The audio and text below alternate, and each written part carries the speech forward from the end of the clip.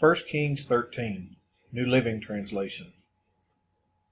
At the Lord's command, a man of God from Judah went to Bethel, arriving there just as Jeroboam was approaching the altar to burn incense. Then at the Lord's command he shouted, "O altar, altar, this is what the Lord says. A child named Josiah will be born into the dynasty of David. On you he will sacrifice the priests from the pagan shrines who come here to burn incense, and human bones will be burned on you."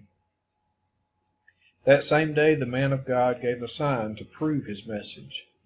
He said, "The Lord has promised to give this sign. The altar will split apart, and its ashes will be poured out on the ground." When King Jeroboam heard the man of God speaking against the altar at Bethel, he pointed at him and shouted, "Seize that man!"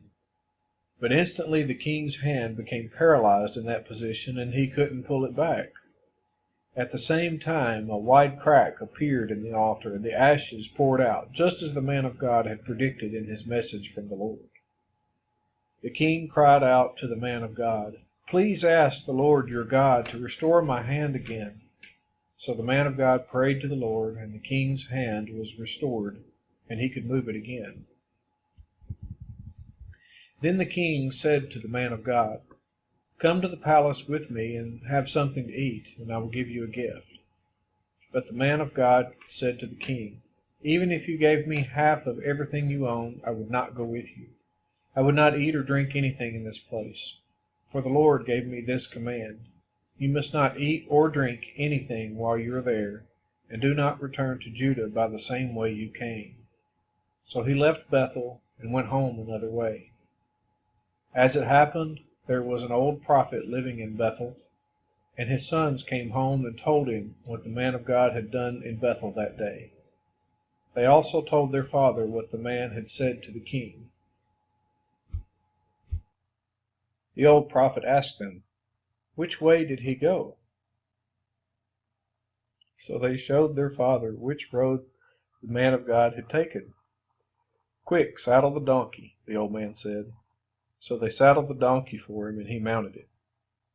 Then he rode after the man of God and found him sitting under a great tree. The old prophet asked him, "Are you the man of God who came from Judah?" "Yes, I am," he replied. Then he said to the man of God, "Come home with me and eat some food." "No, I cannot," he replied. "I am not allowed to eat or drink anything here in this place. For the Lord gave me this command: you must not eat or drink anything while you are there, and do not return to Judah by the same way you came." But the old prophet answered, "I am a prophet too, just as you are. And an angel gave me this command from the Lord: bring him home with you so he can have something to eat and drink." But the old man was lying to him. So they went back together, and the man of God ate and drank at the prophet's home. Then, while they were sitting at the table, a command from the Lord came to the old prophet.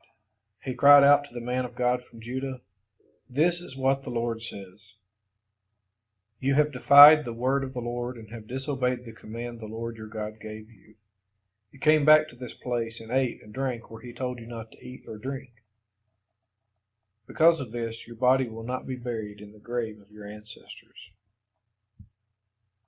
After the man of God had finished eating and drinking, the old prophet saddled his own donkey for him, and the man of God started off again.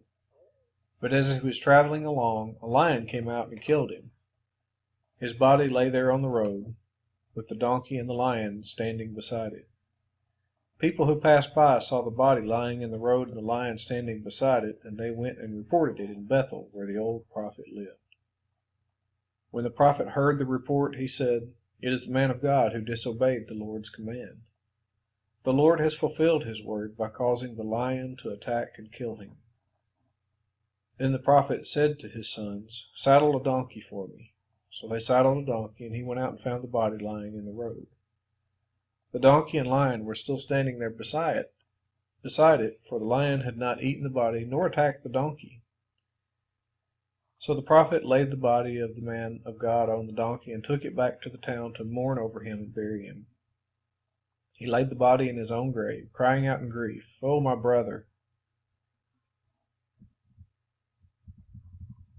Afterward the prophet said to his sons, "When I die, bury me in the grave where the man of God is buried.